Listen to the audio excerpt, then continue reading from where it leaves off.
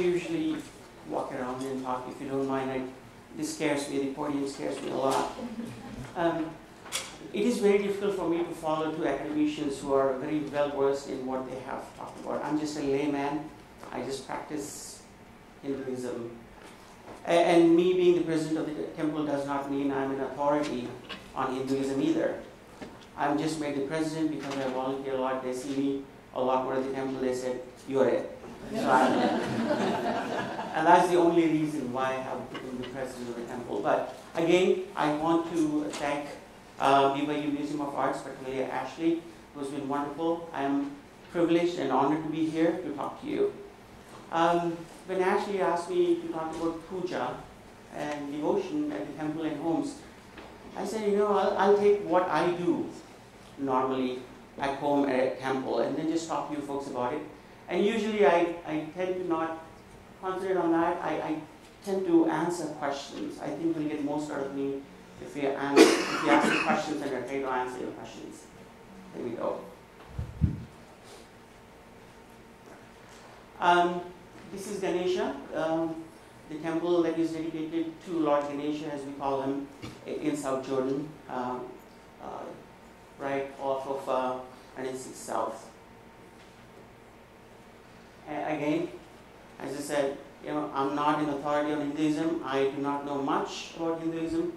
Dr. Krishnaya, who has studied religion, knows about it more, and I'm sure Dr. Greg Wilkinson knows more about Hinduism than I do. Like I said, I just wanted to put that disclaimer out there. Puja. I took the definition off of Wiki, which is foremost authority on everything, right? So, what is puja? Puja is simply a prayer. Now, puja actually, for me, means devotion. Devotion to the God. Devotion to anything. That actually kind of gives the definition of how we describe puja. Puja is a prayer of rituals performed by us to host, honor, and worship one or more deities and to spiritually celebrate an event. Every event that we have in our lives goes with a puja. Puja is performed at festivals. What is a festival? Anything and everything is a festival for us. Any significant event, and we perform pujas at almost all occasions throughout our life. And like Dr. Greg said, we do perform pujas at home, at temples, and we do them by communities. I have some images. We do puja for myriad reasons. Health, wealth, prosperity, for myself and my family, for the community, for the world, and for the universe. Now, anytime a puja is done at the temple, an individual comes in or a community comes in, they say the name of the person, the family, then they go to the city, they go to the state, they go to the country, they go to the world, and they go to the universe. This is always the case with any puja that we do. As I said, we celebrate everything. Everything has a puja. This is a movie star. I got her picture off of the internet. She's very famous. We have pujas that we celebrate at home during marriages. Some of these pujas will last for, these are occasions that will last for almost 5 days in some cases. Now, due to financial constraints, now they've been reduced to 3 days, 1 day and 2 hours and half an hour also. But people who are rich and famous, they tend to have these for 5 days. And these are 5 days of elaborate pujas and rituals that happen. After marriage comes childbirth. Now we have pujas during pregnancy. This is a puja that is performed so the mother will be healthy and the child will be healthy as well. So mother will not develop any complications. So this is a blessing, so everything goes well with the pregnancy. Now, obviously the child is born on the 21st day.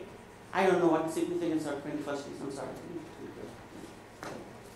I don't know what the significance of 21st day is, but on 21st day after the birth, it's very significant for us, and there is a whole bunch of rituals that happen. They get pujas. It includes naming, and the baby is placed in the cradle for the first time away from her mom, or his mom in this case, her mom in this case, and everything to do with the child happens on the 21st day. Now, after the child is born, then it's time to go to school.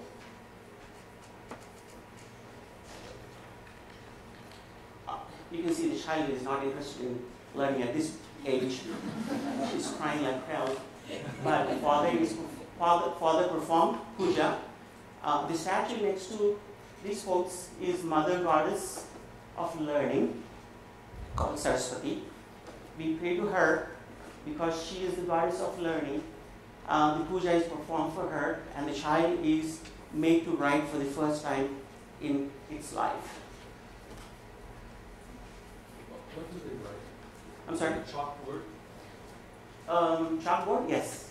And what is the father writing? Usually they write Om Namah Shivaya Siddham Namaha, which means I pray to the Lord Shiva, and please bless this child so that the child will be learning continuously.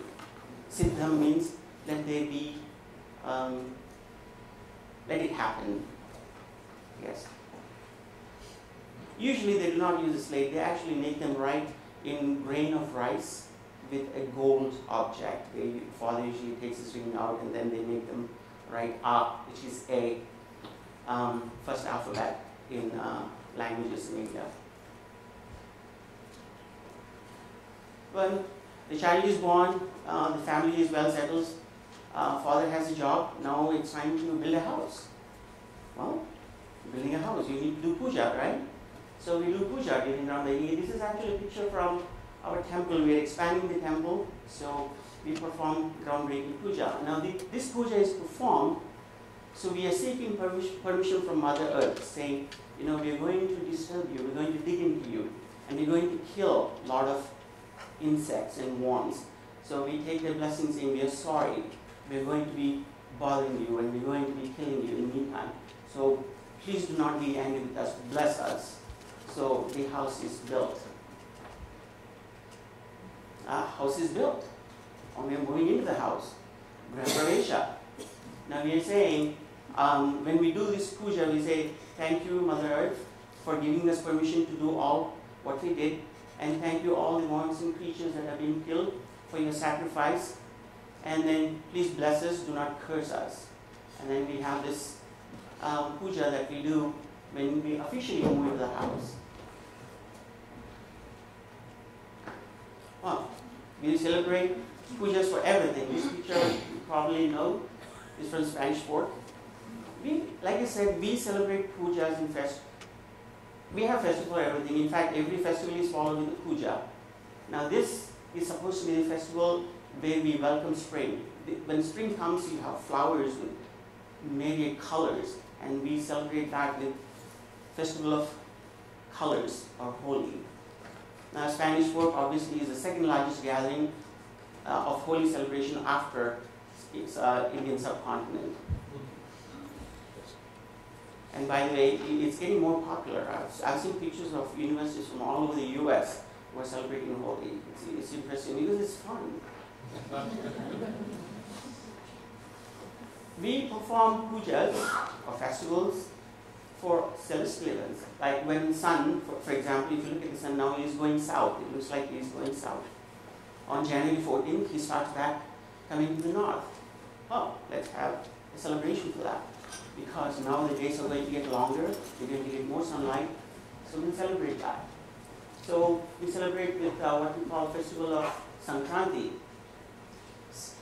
Makara Sankranti, which means the sun is going to transition into the sign Capricorn, so we celebrate that.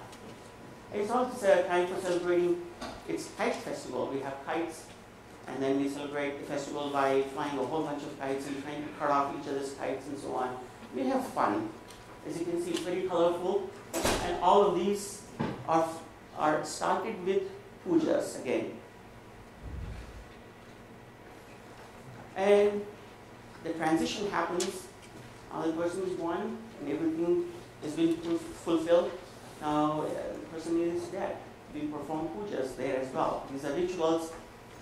We perform that so the soul transitions into a better life or hopefully attains salvation.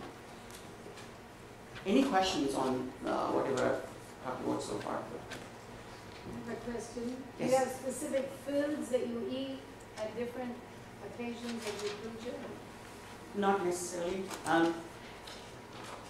We prepare something elaborate on festival days or puja days. We tend to not eat sweets that much during the year, but on that day, we go crazy. On any festival day, as children growing in the homes, we are very privileged. I mean, to get a 5-star or candy bar, it's probably once or twice a year. And the sweets happen only on festival days. So as kids, you love sweets. We are waiting for festivals to come so we can go and devour sweets. Usually pujas always have vegetarian food.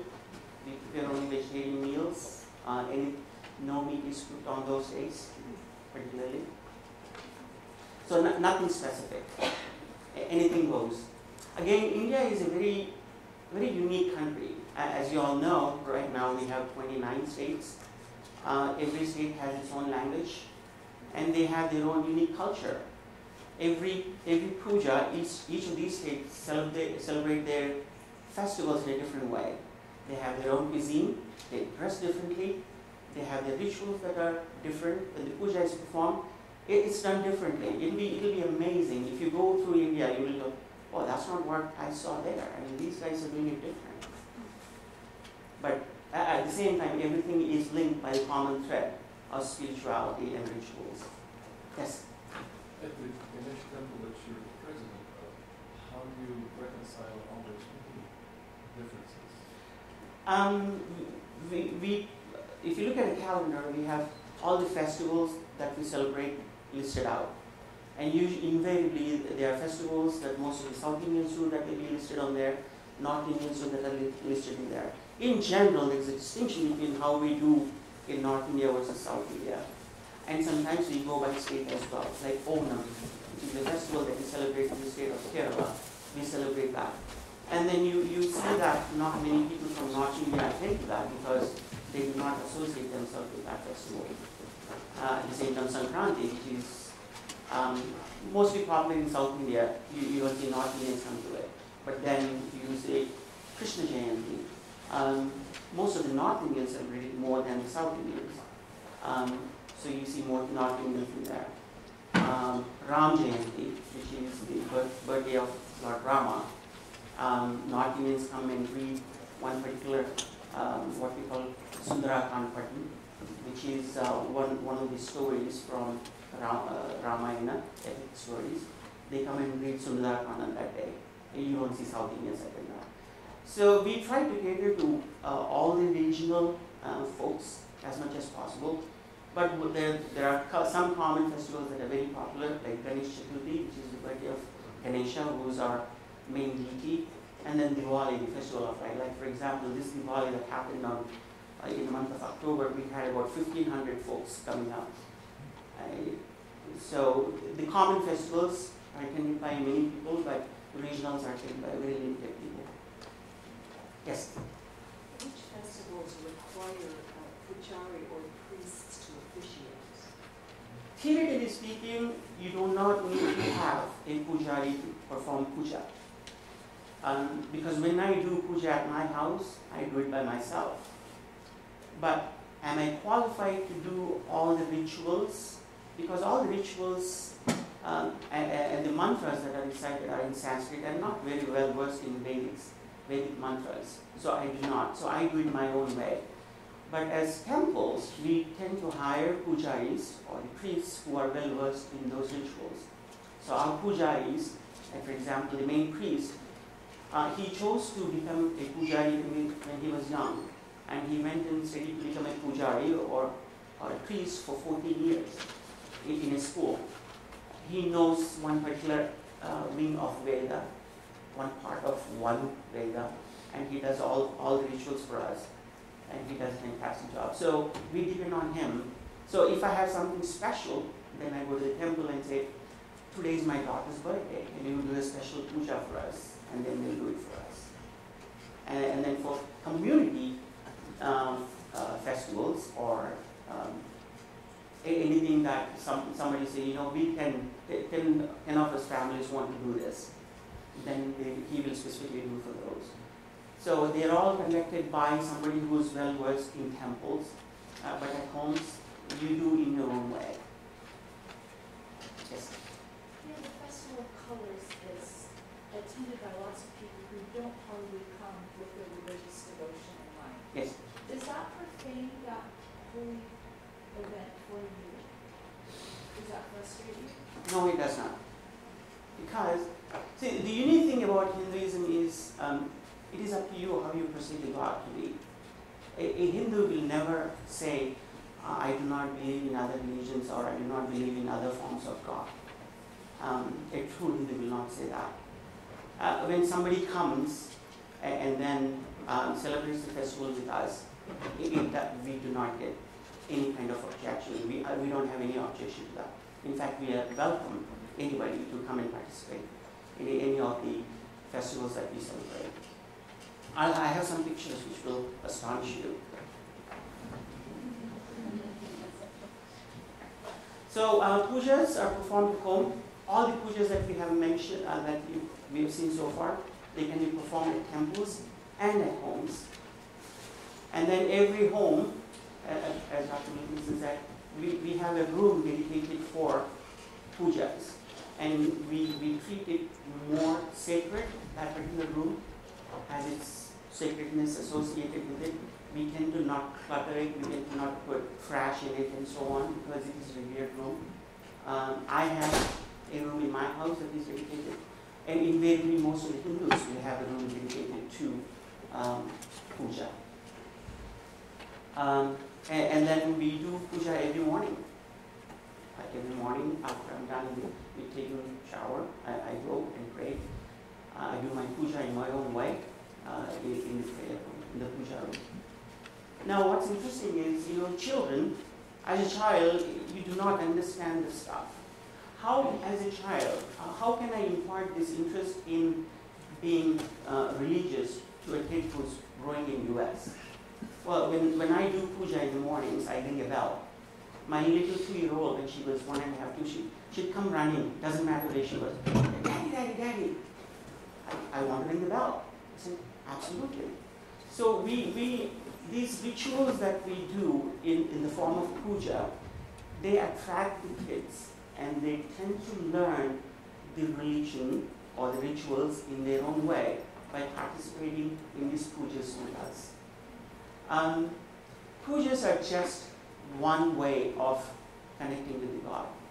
And then as we go into bhakti and devotion, which I'll talk about later, we go beyond puja. This is an example of a puja room. As you can see, there's an altar and they have a whole bunch of pictures of gods and goddesses and statues.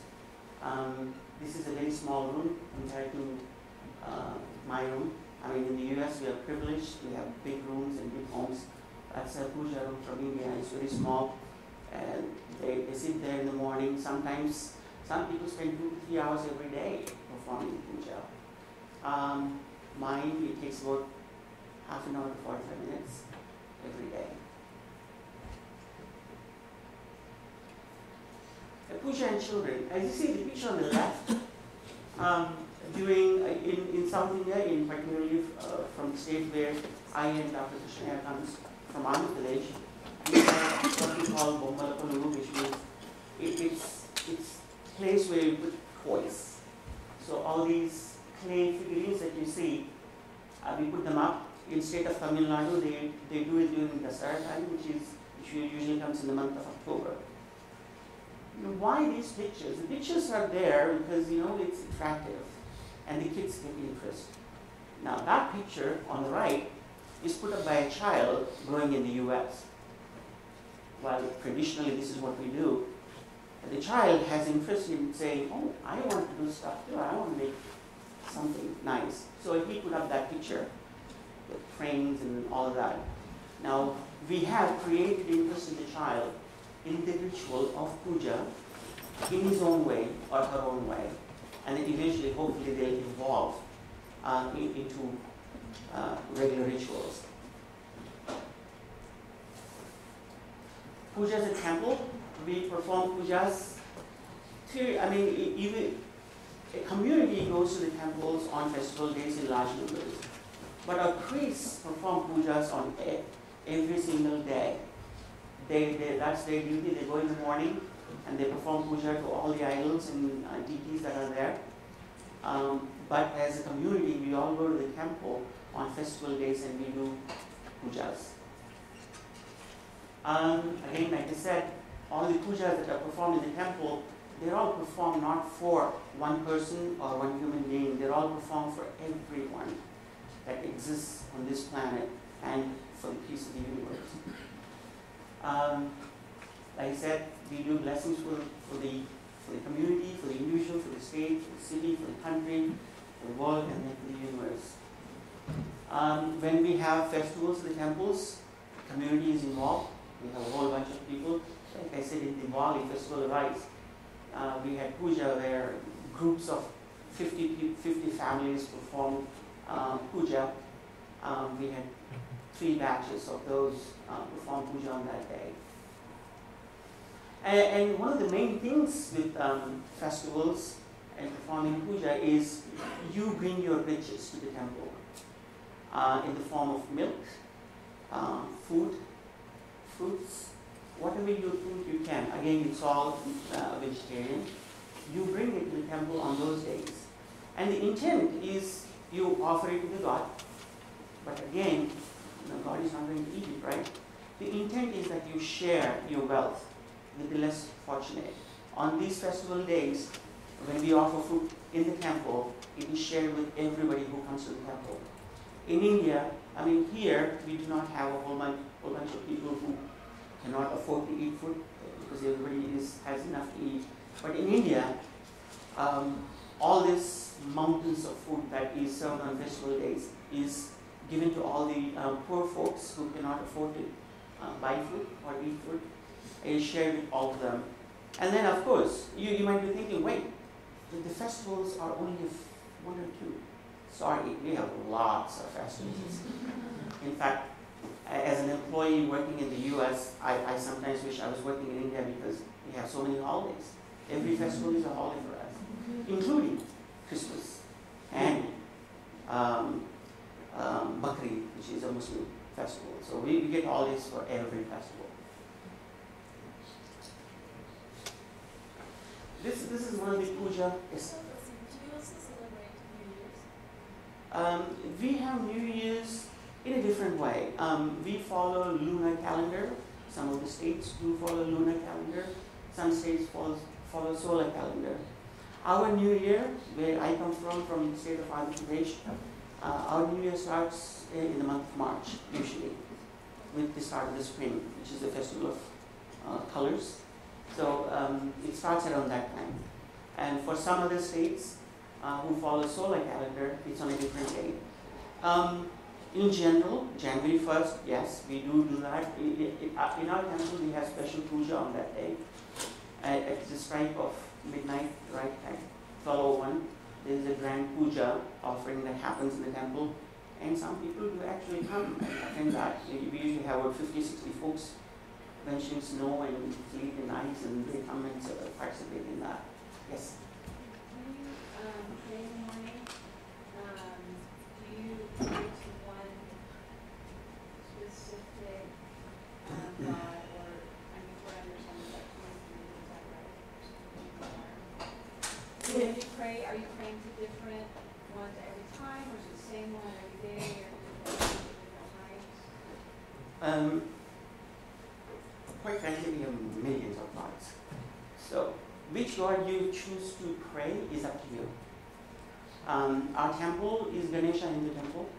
Ganesha has been chosen to be the main god. We have other deities also in the temple, Shiva and Vishnu in the form of Venkateshwara. And we have the 9 planets, mother goddesses, Lakshmi, mother goddesses, Saraswati, who Lakshmi, God, mother of wealth, Saraswati, mother of knowledge.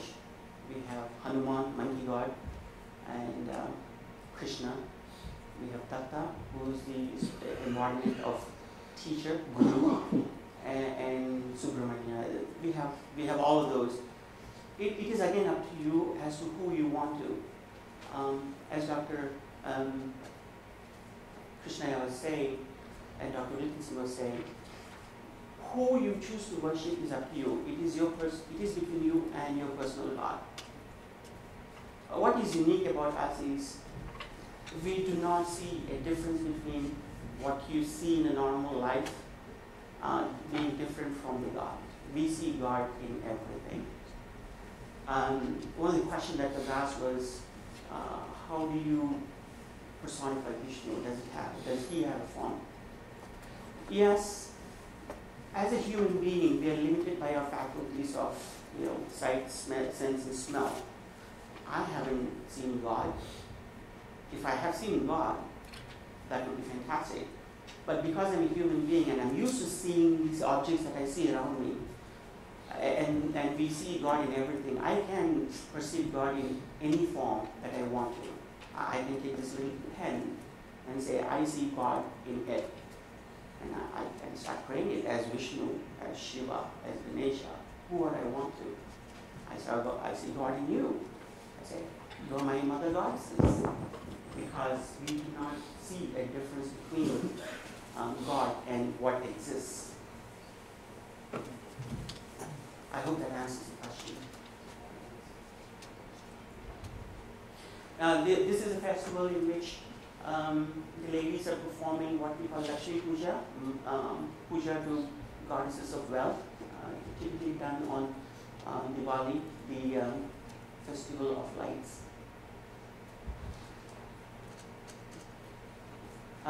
Like I said, we have myriad cultures all across India, and we celebrate those festivals in a unique way. Some people may look at the way we do things and say, oh wow, that is different. In fact, I learned more about other states and how they do stuff in the US than in India, because in India, when you're in your town and city, you're limited to what you see there.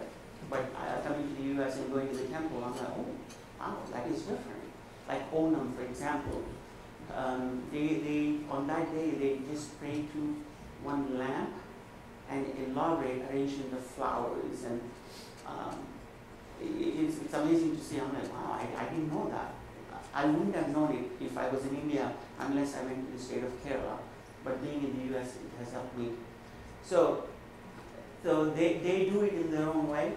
Like I said, though it is performed by one community, everybody is invited and involved when it's a temple environment. And in a personal setting, if you're doing puja at home, you invite your friends and they come and then celebrate the puja with you. And they participate and they are blessed along with you, along with the entire world. Now this is what I was talking about, puja. A festival in which pujas are performed, it's puja, as I said, is devotion. And these are Muslims. The kids on the left are celebrating the festival of Holi, festival of colors. And on the right you see a Muslim mom dressed her child as Krishna. And then Muslims have nothing to do with Hinduism. But when you are expressing your devotion to God, it does not really matter how you express it. You can express it in several different ways. And it looks like she is expressing it in that way. Even though she is a devout Muslim, she does not mind that. This is the unique thing that you will see only in India, I think. Because I haven't been to other countries that much, maybe I'm not an authority on it. But if you go to India, you see everybody celebrating every other festival. We celebrate Christmas. We go to our friends' churches on those days. We have fun with them. And of course, we are waiting for them to bring their cake because cake is unique at Christmas time. And we are like, oh, auntie and uncle are going to bring cake today. At the same time, here are some Hindus who went to what we call dargah, and they are praying at dargah. They are performing puja to at a Muslim place in their own way. So the puja doesn't necessarily have to be performed. A Hindu is, like I said, is open to performing puja in any way. He or she will not object to performing puja irrespective of what the religion is. Of course, a devout Hindu will obviously be going to the temple and performing puja to Hindu gods and goddesses. At the same time, they are open to worshipping God in other forms as well, like in this case. They're breaking coconut, which is a very Hindu tradition, at a Muslim dargah, which is unique. And you see that only in India. I don't think you'll see it in any other country. Our pujas are very ritualistic. Why are they? I mean, they're elaborate procedures. You'll be amazed to see the priests doing little things with their hands and what we call mudra. And then they have this water that they sprinkle, they have this camphor, these incense sticks, and so on and so forth. Again, this is my own interpretation of why we have rituals. The ultimate form of worshipping God is to meditate. These rituals are all intermediate steps to the final step, which is meditation. As a common person, I will not have the patience to sit, nor do I have the means to sit down, and I don't know how to meditate. I need a guru for that. But these rituals, in my opinion, humble opinion, divert your attention to the actions and stuff that the priests are doing. When they are reciting mantras, it's very pleasant. You close your eyes, you listen to those mantras, you'll be at peace. And all these actions that they do, they are diverting your attention away from other stuff that they go, oh my God, what do I need to cook tonight? Or do I need to pick up my daughter from school? You know, you take your thoughts away, and then you concentrate your mind on these rituals. And when you concentrate your mind on the rituals, you're essentially diverting your mind and focusing your mind on the God.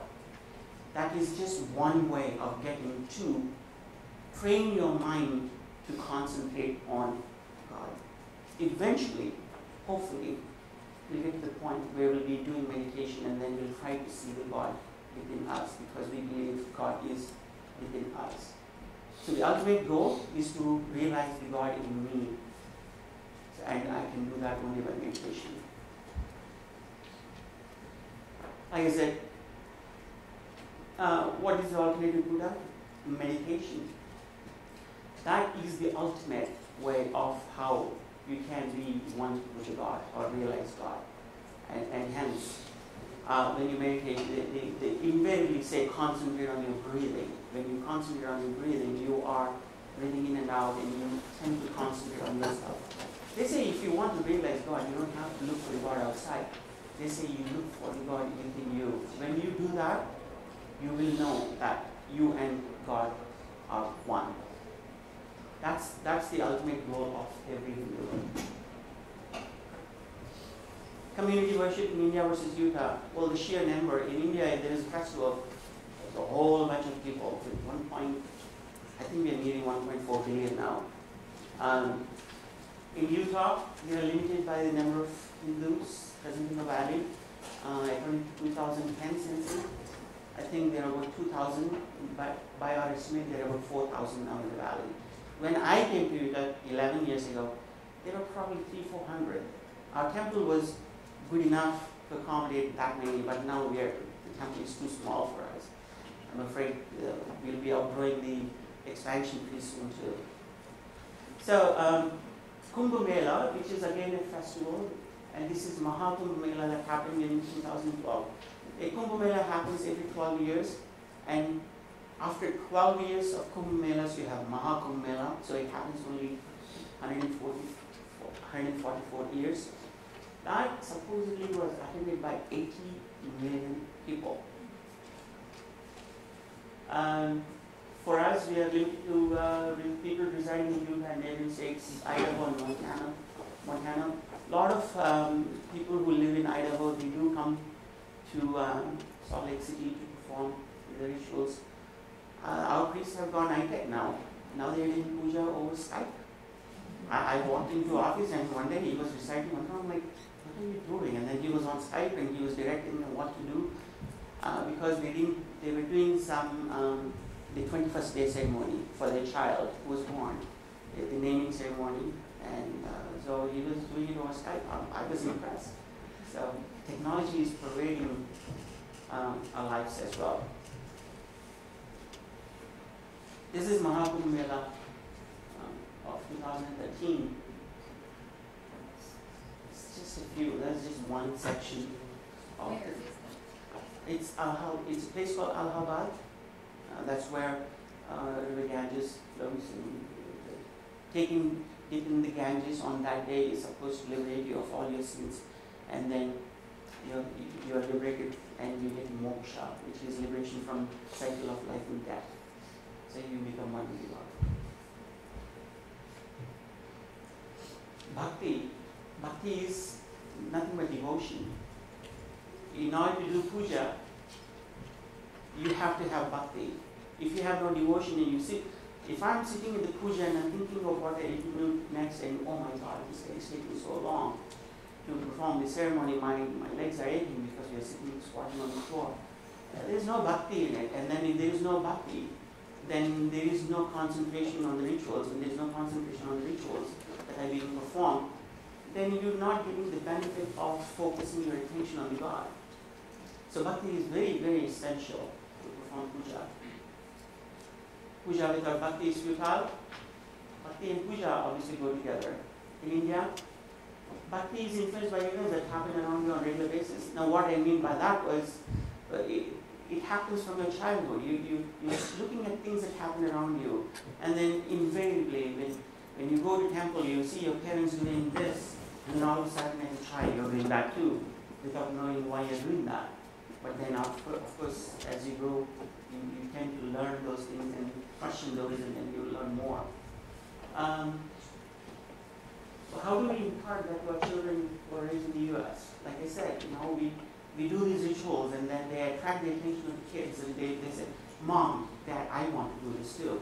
So what we have done in our temple is, like for example, for Ganesha today, which is the birthday of Ganesha, we have a special ceremony for kids. So we just have them do the puja, we make them do all the upacharas and everything, all the rituals that go with the puja. They love it. And then there's one day in the year where we have the puja for Goddess Saraswati, who is the mother of learning. On that day, all the kids come and then they do their own puja to Mother Saraswati, who is the goddess of studies.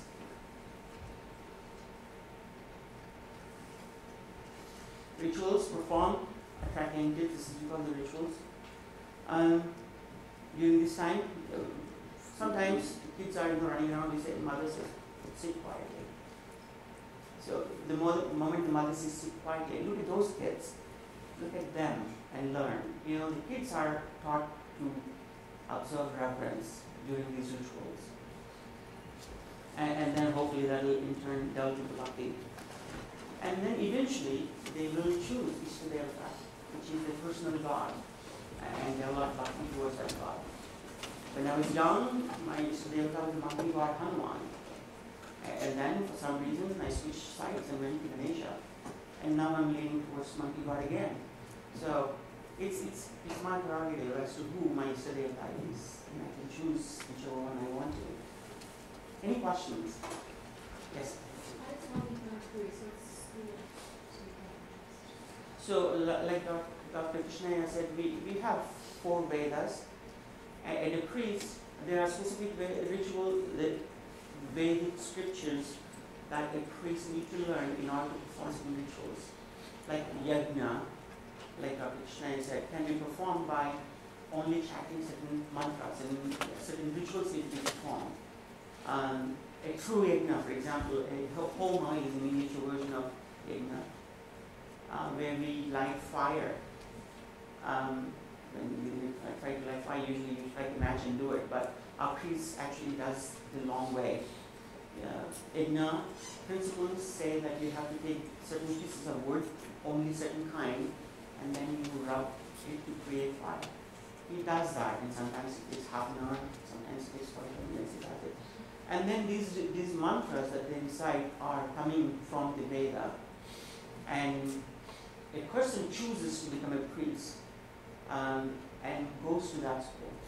I could have chosen to go to be a priest. I am born in the lower caste, which is by the caste system. I am born Sudra. Even though I've been told that you're a Sudra, you cannot learn Veda, that trend, that was in the past. But if I chose to, I could have gone to Vedic school and become a priest myself.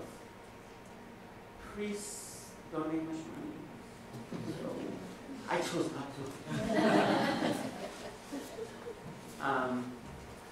Actually, there are examples. In North India, there is a temple, and there are no Hindu priests. And there is a Muslim guy who actually performs Hindu rituals in the temple. When the Hindu comes into the temple, he performs the certain rituals, he does his stuff, and then goes home and does his namaz. Yes? So I'm just wondering, because you mentioned caste maybe plays a role in who can become a priest. I'm just wondering historically how that's been, if that's changing now, or maybe inside of India and outside of India, if that's different. Usually, priests are born in the castes by the division of society. They are born in the Brahmin families. And they're born into that. The fathers, let's say they have 4 sons. The father usually wants one of the child to become a priest. It's the lineage that they want to. That is how the Vedas have been preserved for thousands of years. Without these Brahmins that have been learning these Vedas, there was no way they could have been preserved for so long, because all the Vedas have been coming through thousands of years through recycle.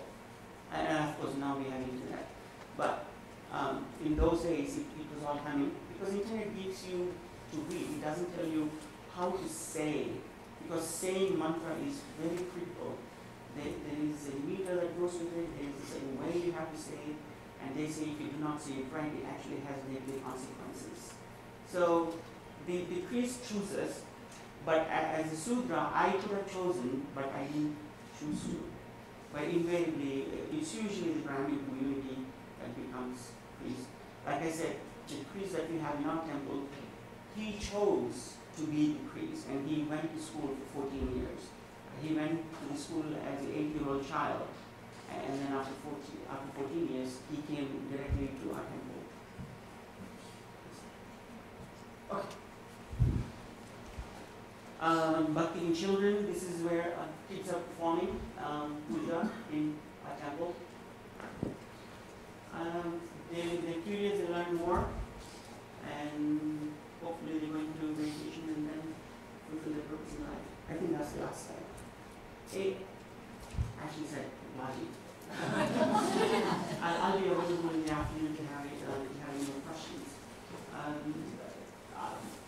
I tend to look at Hinduism differently than some of my fellow Hindus. They may consider me radical, but I don't think radical Hindu. But I say, for me, there's only one God. It doesn't matter what I call him. I can call him Allah, I can call him Father, I call him Jesus, I call her Mother Lakshmi. It doesn't matter. It's still one God for me. When I pray to a God, irrespective of what I call, it's again one God that I'm praying to. With that, I'll conclude. I'll be more than happy to answer any questions we have in this session. Thank you very much.